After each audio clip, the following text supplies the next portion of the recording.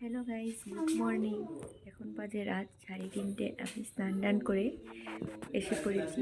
আজ আমরা মায়ের উদ্দেশ্যে যাব, তাই অনেক রাতেই উঠে রেডি। তারপর দেখুন আমাদের অটো এসে গেছে, আর এখনও বুড় হয়নি, পরিষ্কার হয়নি, সকাল হয়নি। আমাদের অটো এসে গেছে, আমরা বেরিয়ে পড়ছি। রাস্তা দিয়ে আস্তে আস্তে প্রায় সকাল হয়ে যাচ্ছিল। 5:20 ঢুকলে তো আমার দেরি। আমাদের ট্রেন ছিল 5:45টায়।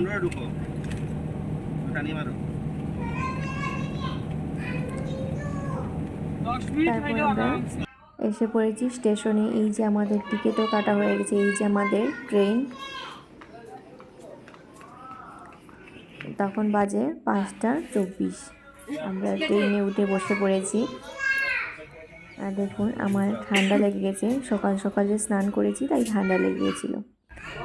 তারপর অনেকটাই বেলা হয়ে গেছে, কিছুটা সময় পরে আসলাম। মামা বিরক্ত লেগেছে। আমাদের সঙ্গে আরেকজন ছিল, ওকেই নিয়ে যাচ্ছি মাতাবাড়ি। ওর উদ্দেশ্যেই আমাদের এখন মাতাবাড়িতে যাওয়া, কারণ আমার মামামের মানত ছিল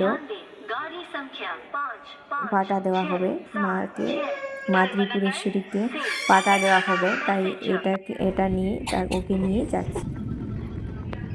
খুব ভালো ছিল, ট্রেনের মধ্যে একদমই আওয়াজ করিনি। আমরা তো খুবই চিন্তা করেছিলাম যে যখন কিনে এনেছিলাম তখন বাড়িতে খুবই ডাকছিল, মুখ বন্ধ হচ্ছিল, শুধু ডাকেই যাচ্ছে ডেকেই যাচ্ছে, কিন্তু ট্রেনে একদম আওয়াজ করিনি। আমরা তো খুব ভয় পেয়েছিলাম যে ট্রেনে জানি কী করবে, মানুষ কী করবে। তারপর আমরা চলে আসলাম কুমারঘাটে অনেক লোকজন। তারপর দেখুন প্রায় 10:30 নাগাদ, 10:30টার আগেই চলে এসেছি আগরতলা। ফাইনালি অনেক দিন পর আসবো বলে আসা হলো আগরতলা।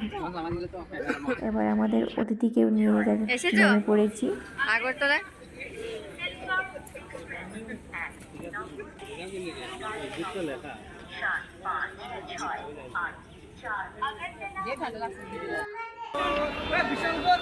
তখন বাজে 10:18।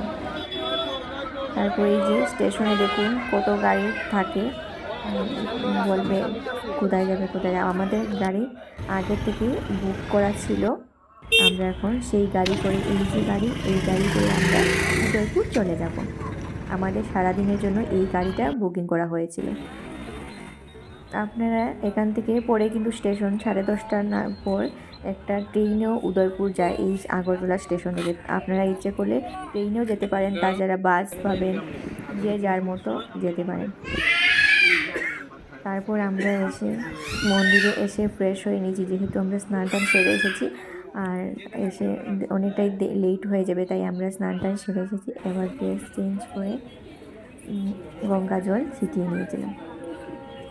তারপর পুজোর সব কিছু কেনাকাটা করে নিয়েছি পুজোর জন্য। তারপর এবার আমরা মন্দিরে এসেছি।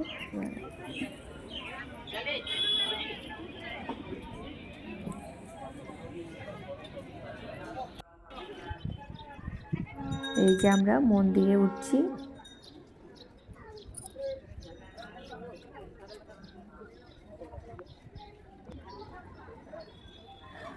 কয়েক বছর আগে একবার গিয়েছিলাম, আর এখন পুরো চেঞ্জ হয়ে গেছে। আমার বিয়ের 1 বছর পর গিয়েছিলাম, আর এই মামামকে নিয়ে গেলাম, এখন পুরো পাল্টে গেছে। আর এই যে আমরা লাইনে দাঁড়িয়ে পড়েছি, পুজো দেওয়ার লাইনে দাঁড়িয়ে পড়েছি। অনেকটাই ভিড় ছিল, দেখুন কত লম্বা লাইন ছিল। পুরুষদের মহিলাদের আলাদা আলাদা লাইন ছিল, তাও দেখতে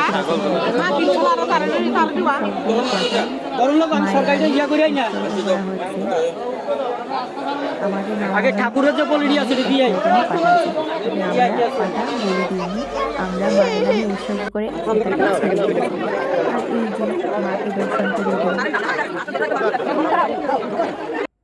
অনেকদিন পর মাকে দর্শন করে মনটা অনেকটাই হালকা লাগলো।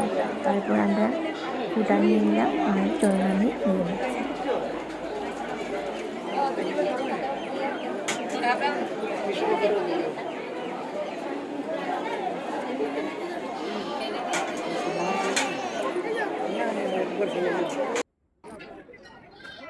তারপর আমরা পুজো দিয়ে এবার একটু বসলাম, শান্তি পেলাম। আর এখানে এই গোটার মধ্যেই পাটা বলি দেওয়া হচ্ছিল। এদিকে দেখো মাতাবাড়ি অলিভিয়া বলেছে। ভালো লেগেছে নি মাতাবাড়ি এসে? ভালো লেগেছে। বলো কোথায় এসেছো? এদিকে দেখো মামা, মাতাবাড়ি এসেছো নি? মামাও দেখুন এখানে প্রসাদ খাচ্ছিল। আমরা সবাই পুজো দিয়ে বেঁধে দেবো, তুমি প্রসাদ খাচ্ছ? এবার আমরা সবাই মাতাবাড়ি প্রসাদ খাচ্ছ নি? এদিকে দেখো কোনো কিছু খাওয়া হয়নি, পুজো দিয়ে মায়ের প্রসাদ আর একটু জল খেয়ে নিলাম। তারপর চলে আসলাম শিব মন্দিরে।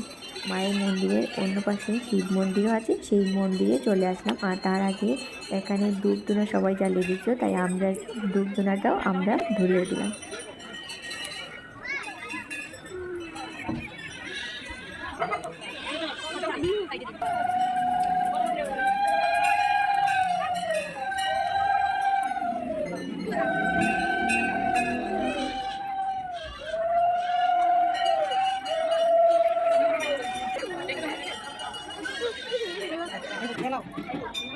এই যে শিব বাবা ভোলা বাবার মন্দির।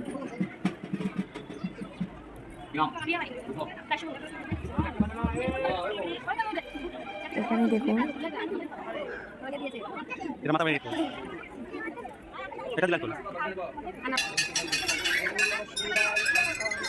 সবাই মন্দিরকে কানে কানে সবার মনের কথা বলছিল। মামু বলতে গিয়েছিল, ও যে কী করবে ও নিজেই জানে না, আমরাও জানি না। সবাই এখানে মন্দিরকে কানে কানে নিজের মনের কথা বলছিল। তারপর আমরা ঘন্টি বাজিয়ে দিলাম। আর এই যে এটা দেখুন মন্দিরের উপর থেকে নিচের ভিউটা। আর এই হলো পুরো মন্দিরের উপরের ভিউটা, খুবই সুন্দর। আগের থেকে ফাইনালি আমাদের কমপ্লিট হয়ে গেল পুজো দেওয়া, মায়ের দর্শন হয়ে গেল। মায়ের পুজো দিয়ে শান্তি, মনটা শান্তি হলো।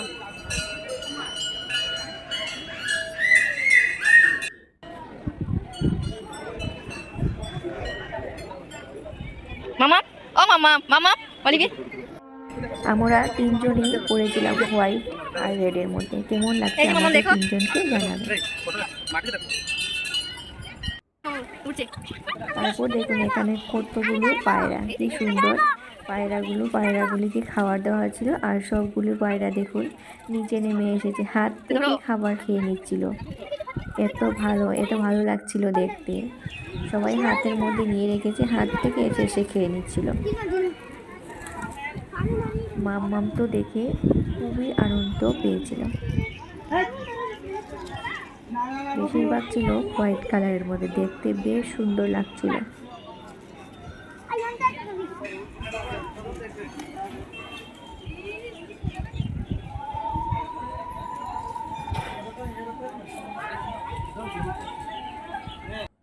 এই যে দেখুন কতগুলো পিজন। কি হয়েছে এদিকে দেখো। তারপর আমরা মন্দির থেকে নিচে নেমে গেলাম।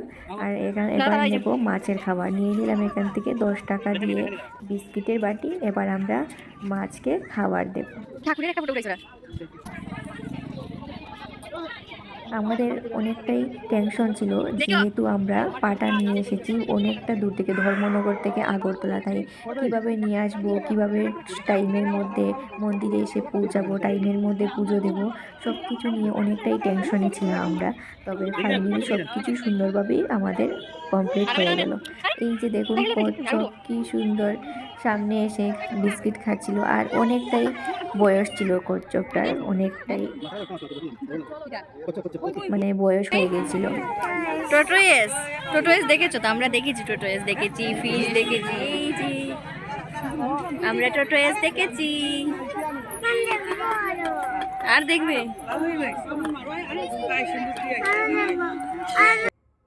এদিকে দেখো আমাদের পুজো দেওয়া শেষ, মাছকে খাবার দেওয়া শেষ। এদিকে ছিল প্রসাদ ঘর। এখানে প্রসাদ পেতে হলে আগে থেকে উপরে টোকেন কাটতে হয়। তারপর আমরা চলে আসলাম এখানে একটা নিরামিষ হোটেলে। এই তৃপ্তি হোটেল নামে এই হোটেলটা। এই হোটেলে তোমরা নিরামিষ যদি খাবার খেতে চাও নিশ্চয়ই এখানে নিঃসন্দেহে চলে আসবে। খুবই ভালো ওদের ব্যবহার, খুবই ভালো খাবার। তারপর খেয়ে দিয়ে আমরা সেই মন্দির থেকে এবার রওনা দিয়ে দিচ্ছি। খুবই আনন্দ লাগলো, খুবই মনটা পুরো শান্তি হয়ে গেল। Tata, bye bye. আরেকটা ব্লগ নিয়ে আসছি পরের ভিডিওতে।